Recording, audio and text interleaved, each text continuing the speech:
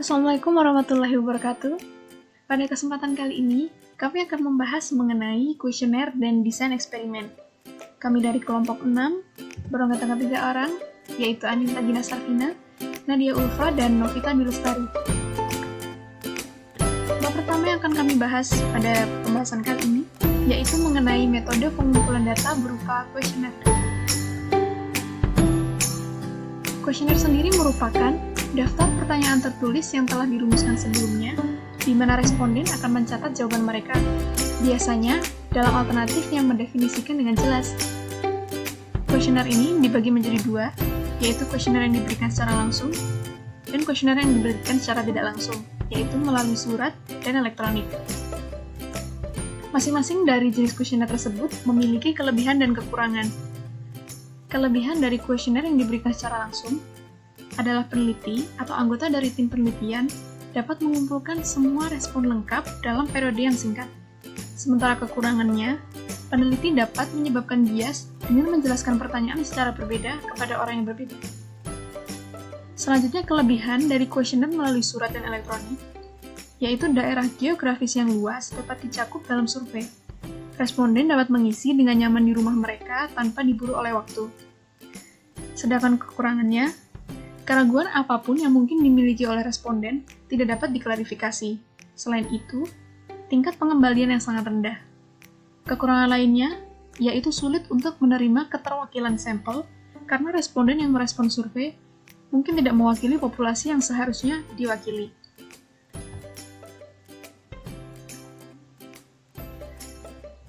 Topik pembahasan pada bab 9 ini terdiri dari jenis kuesioner, panduan desain kuesioner, dimensi internasional dan survei, tinjauan kelebihan dan kekurangan metode pengumpulan data yang berbeda dan kapan menggunakan masing-masing metode tersebut.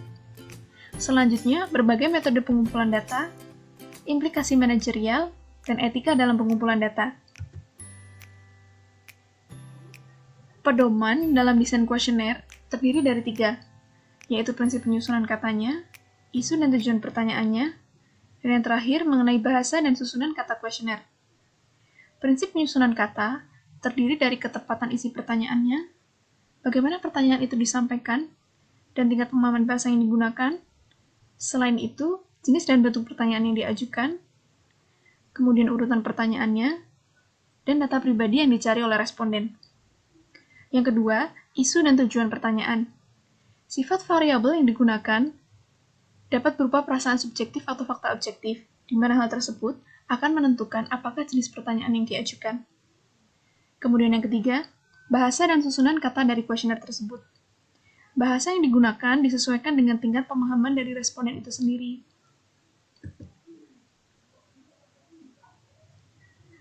Selanjutnya yaitu jenis dan bentuk pertanyaan. Jenis dan bentuk pertanyaan memiliki jenis dan bentuk yang beragam.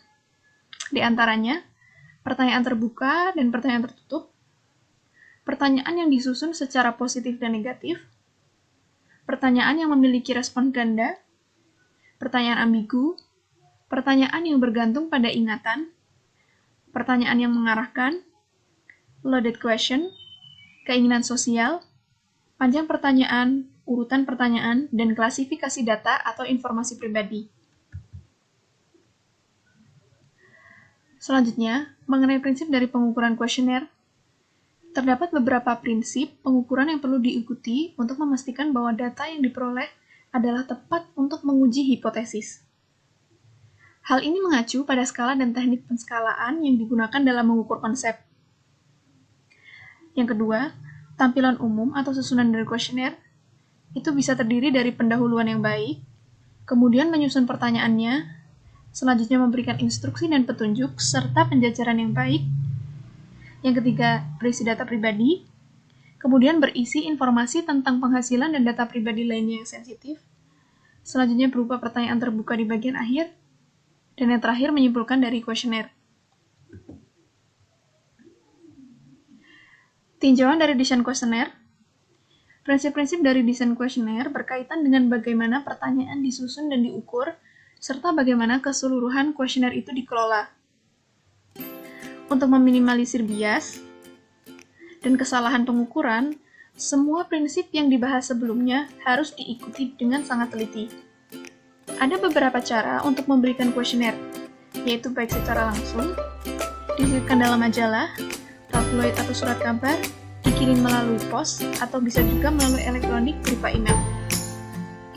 Selanjutnya, uji coba pertanyaan terstruktur. Sangat penting untuk mencoba terlebih dahulu instrumen guna memastikan bahwa pertanyaan dapat dipahami dengan baik nantinya oleh responden. Uji coba tersebut melibatkan beberapa responden untuk menguji ketepatan dari pertanyaan dan bagaimana mereka nanti memahaminya. Guna membantu dalam memperbaiki setiap kekurangan sebelum memberikan instrumen tersebut secara lisan atau melalui kuesioner kepada responden sehingga dapat mengurangi bias.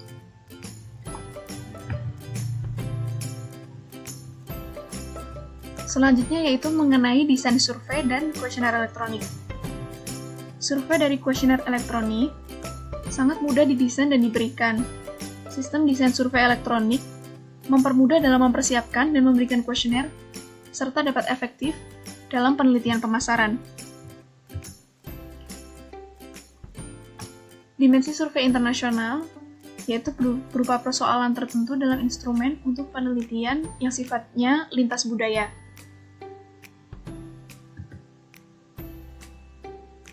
Selanjutnya, tinjauan kelebihan dan kekurangan berbagai metode pengumpulan data dan kapan menggunakan masing-masing metode tersebut. Wawancara sendiri dapat berupa dua macam, yaitu wawancara tatap muka dan wawancara melalui telepon.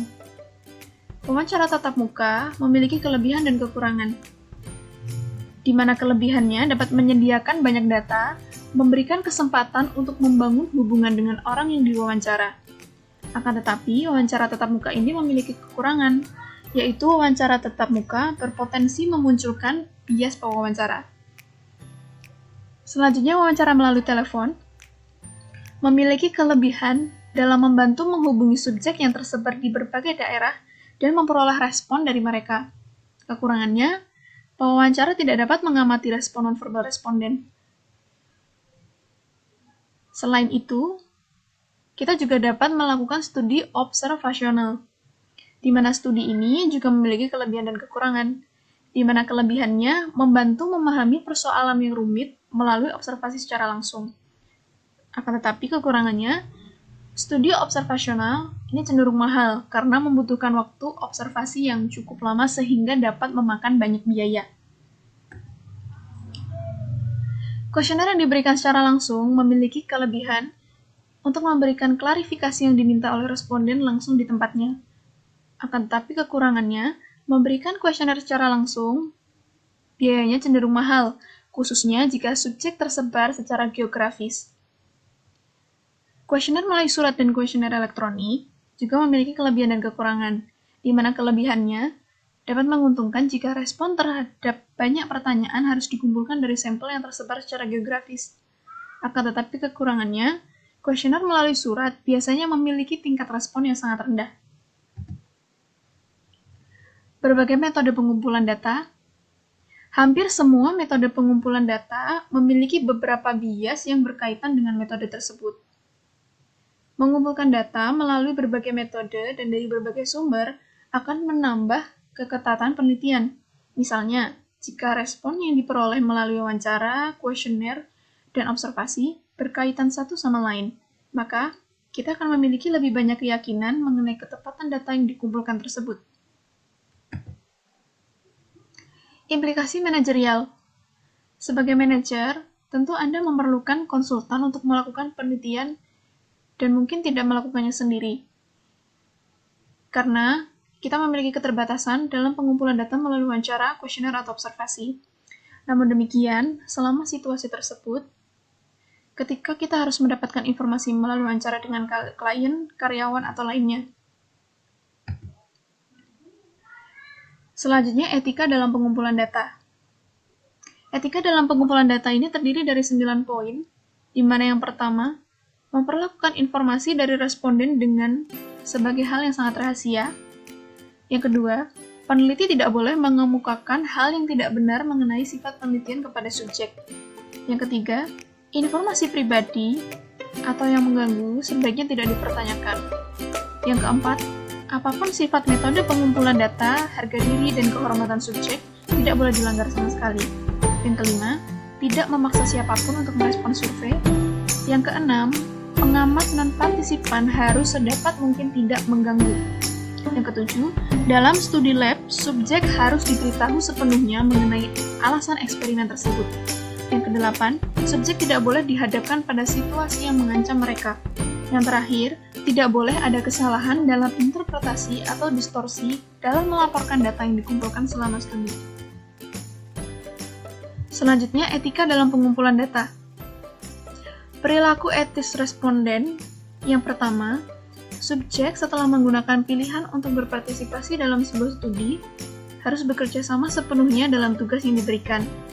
Responden juga memiliki kewajiban untuk menyampaikan respon dengan benar dan jujur. Masuk ke bab selanjutnya, yaitu mengenai desain eksperimen. Topik pembahasan dari bab 10 ini terdiri dari 14 poin. Yang pertama, eksperimen laboratorium dan lapangan. Yang kedua, mengenai kontrol. Yang ketiga, manipulasi. Yang keempat, mengontrol variabel yang menyebabkan kontaminasi. Yang kelima, validitas internal. Yang keenam, validitas eksternal. Yang ketujuh, titik tengah atau trade-off, validitas internal dan validitas eksternal. Yang kedelapan, faktor-faktor yang mempengaruhi validitas. Yang kesembilan, validitas internal dalam studi kasus. Yang ke-10, jenis-jenis desain eksperimen dan validitas. Yang ke-11, simulasi.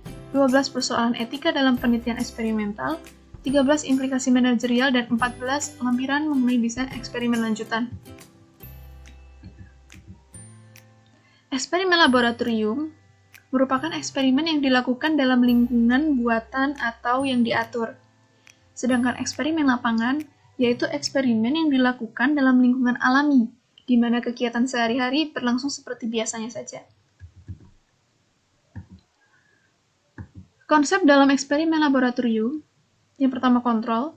Peneliti harus melakukan kontrol faktor pencemar dalam eksperimen tersebut.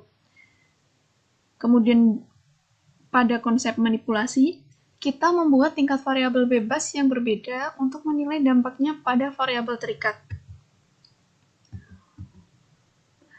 Cara mengontrol variabel yang menyebabkan kontaminasi. Yang pertama yaitu memadamkan kelompok, di mana mengontrol variabel pengganggu atau yang mencemari dengan memadamkan berbagai kelompok dengan memilih karakteristik yang membuat rancu dan dengan sengaja menyebarkan ke semua kelompok. Selanjutnya, randomisasi, di mana randomisasi ini merupakan proses di mana individu dipilih dan penempatan mereka dalam kelompok manapun, di mana keduanya adalah acak.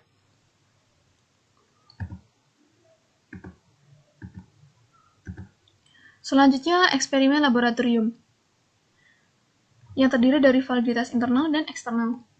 Validitas internal ini mengacu pada keyakinan peneliti terhadap hubungan sebab akibat. Validitas ini mewakili pertanyaan berupa sejauh mana desain penelitian memungkinkan kita untuk mengatakan bahwa variabel bebas A menyebabkan perubahan pada variabel terikat B. Selanjutnya, validitas eksternal, yaitu sejauh mana hasil yang ditemukan dalam kondisi lab dapat ditransfer atau digeneralisasi pada situasi yang aktual. Maka, ketika tidak yakin bahwa hubungan sebab akibat yang ditemukan dalam eksperimen lab, maka dilakukan eksperimen lapangan.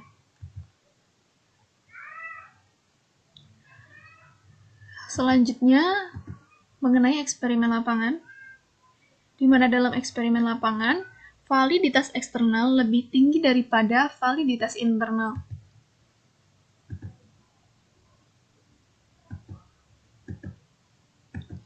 Titik tengah validitas internal dan validitas eksternal. Jika peneliti menginginkan validitas internal yang tinggi, maka peneliti harus menentukan validitas eksternal yang lebih rendah dan sebaliknya. Adapun untuk memastikan kedua jenis validitas tersebut, peneliti awalnya mencoba menguji hubungan kausal dalam situasi lab atau buatan yang dikontrol secara ketat. Kemudian, setelah ditemukan, peneliti mencoba menguji hubungan kausal tersebut dalam eksperimen lapangan. Pembahasan selanjutnya yaitu mengenai faktor-faktor yang mempengaruhi dari validitas internal, di mana faktor-faktor ini terdiri dari 7 poin. Pertama, pengaruh sejarah. Kedua, pengaruh maturasi atau pengaruh berjalannya waktu. Ketiga, pengaruh pengujian. Keempat, pengaruh bias seleksi. Kelima, pengaruh mortalitas atau pengurangan anggota dalam kelompok eksperimen, kontrol, atau bahkan keduanya. Keenam, pengaruh regresi statistik. Dan ketujuh, pengaruh instrumentasi, baik instrumentasi pra maupun pasca tes. Validitas internal dalam studi kasus, di mana terdapat beberapa ancaman terhadap validitas internal bahkan dalam eksperimen lab yang sudah dikontrol ketat. Peneliti bisa menarik kesimpulan terkait hubungan kausal dari studi kasus yang menjelaskan peristiwa yang terjadi selama rentang waktu tertentu. Untuk tinjauan faktor-faktor yang mempengaruhi validitas internal dan eksternal, pengujian interaktif dan efek seleksi dapat membatasi validitas eksternal dari sebuah temuan. Nah, ancaman terhadap validitas eksternal ini dapat diatasi dengan menciptakan kondisi eksperimental yang sedekat mungkin dengan situasi di mana hasil eksperimen akan digeneralisasikan. Nah, jenis eksperimen dan validitas ini terdiri dari desain eksperimen kuasi, di mana sejumlah studi memberikan perlakuan kepada kelompok eksperimen, kemudian diukur pengaruhnya. Yang kedua, desain kelompok eksperimen prates dan pasca tes, di mana suatu kelompok eksperimen tanpa kelompok kontrol dapat diberikan prates, perlakuan, kemudian diberikan pasca tes untuk pengaruh dari perlakuan tersebut. Yang ketiga, desain rangkaian waktu. Desain eksperimen ini membuat peneliti bisa menilai pengaruh dari suatu perlakuan dari waktu ke waktu. Selanjutnya, jenis desain eksperimen dan validitas. Ada desain eksperimen murni, di mana desain eksperimen ini terdiri dari perlakuan, kelompok kontrol, kemudian mencatat informasi sebelum serta sesudah kelompok eksperimen diberikan. Selanjutnya ada desain 4 kelompok Solomon, di mana desain eksperimen ini membuat 2 kelompok eksperimen, kemudian membuat 2 kelompok kontrol untuk eksperimen. Selanjutnya ada studi double blind, sesuai namanya. Desain eksperimen ini, baik peneliti dan subjek, tidak mengetahui yang sebenarnya. Sedangkan desain ex post facto, di mana desain eksperimen ini tidak memanipulasi variabel bebas dalam situasi lab atau bahkan lapangan. Namun, subjek yang diberi stimulus tidak dipelajari. Nah, simulasi sendiri menggunakan teknik pembangunan model untuk menentukan efek perubahan. Simulasi menjadi populer dalam penelitian bisnis dan dapat dianggap sebagai percobaan yang dilakukan dalam lingkungan yang diciptakan secara khusus yang sangat dekat dengan lingkungan alam tempat kegiatan biasanya dilakukan. Dalam penelitian tersendiri, terdapat isu etika dalam penelitian desain eksperimen, di mana isu tersebut berupa mendesak individu untuk berpartisipasi dalam eksperimen melalui paksaan atau tekanan sosial, bisa juga memberikan tugas yang kasar dan mengajukan pertanyaan yang merendahkan, yang dapat mengurangi harga diri dari si partisipan, kemudian bisa juga menipu subjek dengan sengaja menyesatkan mereka tentang tujuan penelitian sebenarnya. Bisa membuat peserta mengalami stres fisik atau bahkan mental. Selanjutnya, tidak mengizinkan subjek menarik diri dari penelitian saat mereka menginginkannya. Bisa juga menggunakan hasil penelitian untuk merugikan partisipan atau untuk tujuan yang tidak diinginkan. Selanjutnya, tidak menjelaskan prosedur yang harus diikuti dalam eksperimen, kemudian menempatkan responden ke lingkungan yang berbahaya atau bahkan tidak nyaman, serta tidak aman, dan tidak memberikan pembekalan kepada partisipan secara lengkap dan akurat setelah eksperimen tersebut selesai. Kemudian tidak menjaga privasi dan kerahasiaan informasi yang diberikan oleh peserta tersebut. Terakhir, tidak memberikan insentif untuk kelompok kontrol. Selanjutnya, implikasi manajerial, di mana terdapat 3 pertanyaan mengenai implikasi tersebut. Yang pertama, apakah benar-benar perlu untuk mengidentifikasi hubungan sebab akibat, ataukah cukup jika korelasi yang menjelaskan varian dalam variabel dependen diketahui? Yang kedua, jika penting untuk melacak hubungan kausal, manakah dari keduanya, baik validitas internal atau eksternal, yang lebih dibutuhkan, atau justru malah keduanya dibutuhkan? Yang ketiga, apakah biaya merupakan faktor penting dalam penelitian? Jika demikian, apakah yang dilakukan desain eksperimen yang kurang rumit dibandingkan dengan yang lebih rumit? Kemudian desain eksperimen lanjutan. Desain eksperimen lanjutan ini terdiri dari 4 jenis, yaitu rancangan acak lengkap, desain blok acak, desain kuadran Latin, dan desain faktorial. Untuk keempat desain tersebut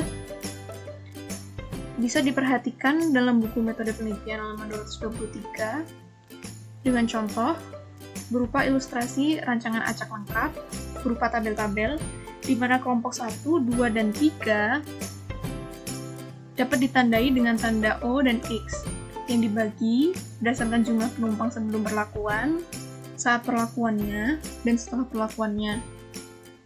Untuk desain blok acak, apabila dibentuk dalam sebuah tabel, misalnya dalam sebuah penelitian mengenai harga tiket, dari segi harga akan ditentukan berdasarkan blok-blok, misalnya blok pinggiran kota, blok yang ramai, kemudian blok daerah pensiun, yang juga ditandai dengan variabel X, 1, 2, dan 3. Kemudian desain kuadran Latin juga dibuat tabel di mana subjek penelitiannya misalnya mengenai daerah pemukiman, bisa dibagi menurut pinggiran kota, kota, dan pensiunan, namun dibagi lagi dalam hari dalam seminggu, di mana bisa dibagi berdasarkan tengah, akhir pekan, atau bahkan Senin atau Jumat. Untuk desain faktorial juga dapat dibuat tabel yang juga dapat dilihat pada halaman 225 dan 226.